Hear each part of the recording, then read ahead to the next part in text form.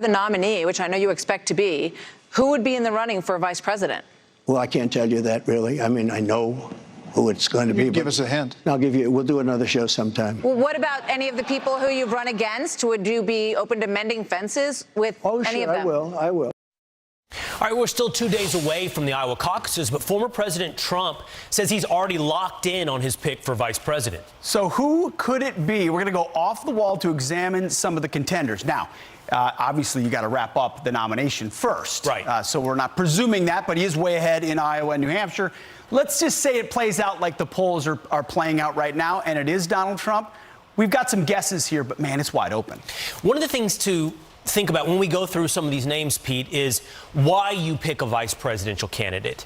You know, and I would say to you that it's not about who you like or dislike, as in, I don't think they're estimating who the voter likes or dislikes. It's more like, what do you bring to the table transactionally? And usually that's pretty small, like, do you deliver a state? Traditionally, that has been, what do you bring on the electoral map? But I think with Donald Trump, it's just a lot different than that. How do they jive? How do they connect? Is it someone that maybe softens some edges or brings in some different appeal from the voters that otherwise wouldn't maybe look at Donald Trump? Females, minorities, all those different dynamics. I mean, you heard Joe Biden basically said it's going to be a black female. So there's a lot of different ways in which for him, vice presidents are picked. Okay, here's some of the names that people are talking about. First of all, South Dakota Governor Kristi Noem. So first, let me start with her cons. It's kind of what I'm alluding to. What transactionally do you bring? She's already in a solid red state. Donald Trump doesn't need Kristi Noem to deliver South Dakota. It's going to go Republican either way. But to your point, Pete, who can work with Donald Trump, who's in somewhat of alignment? She does seem to be on many of the issues. And that's going to, a lot of it's going to come down to interpersonal. Like, how have their interactions been? Does he feel comfortable with her? Will she carry the agenda? I mean, all the way up until January 6th, Mike Pence did that very well for Donald Trump, and he'd be looking for the same thing. Which brings us to Elise Stefanik, whose star has really risen largely in many ways because of her defense of Donald Trump. And we know from Team Trump they like that a lot. Yeah, in fact, she addressed this on Fox and Friends. We speak frequently. I've said for a year now, Brian, I'm proud to be the first member of Congress to have endorsed President Trump for re-election, the first, and I would be honored to serve in a Trump administration in any capacity. You know, Pete, I actually think she's very comparable to Kristi Noem because, same thing, somewhat in alignment on policies, doesn't deliver a state. Kristi Noem on a state we know is going to go red. Elise Stefanik in a state we know is going to go blue. But has been very high profile on Capitol Hill. Some have said played to the camera, which can play to President Trump, and has done a nice job with that, so certainly in contention.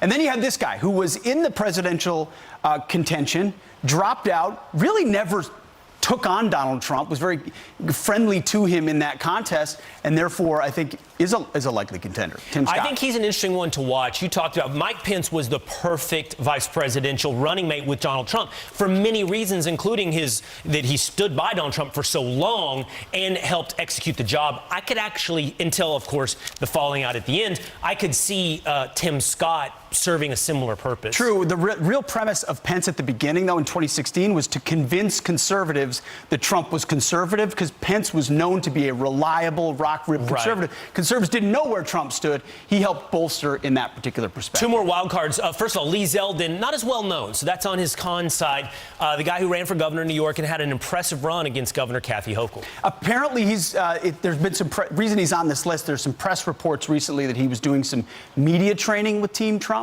That could be as a surrogate, or it could be for something bigger. I think that would surprise me a little bit. And then here's the other thing to think about with this name right here.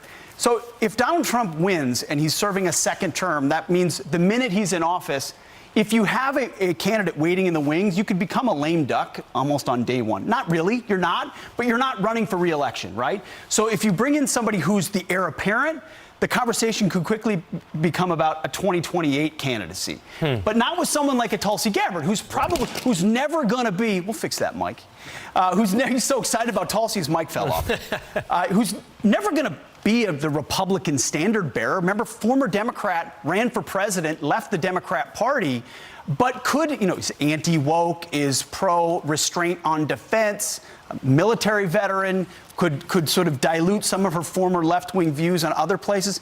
and might be an interesting pick. So here's the thing, and her former views could be used against her. I actually don't think vice presidents is swing elections, but for that transactional value. I don't think anybody votes, oh, I really like the vice presidential candidate, therefore I'll vote for the person. Maybe you could argue there's more downside. Maybe Sarah Palin cost John McCain. I don't know.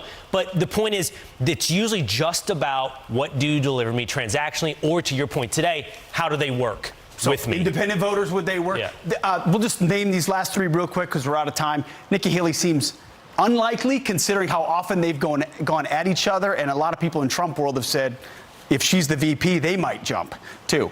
This one's interesting, Will. Vivek Ramaswamy, obviously the con, and we're focusing in on the cons because it's actually, I think it's hard to see how many of these people fit the bill. For me, I personally don't see.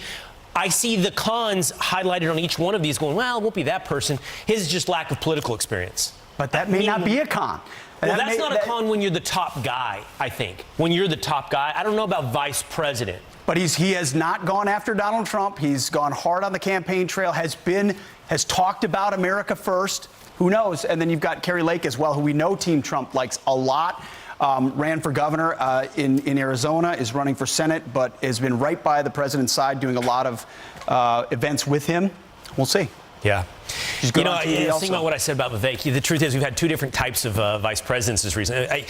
Mike Pence, blocking and tackling. Kamala Harris, nothing. I'm serious.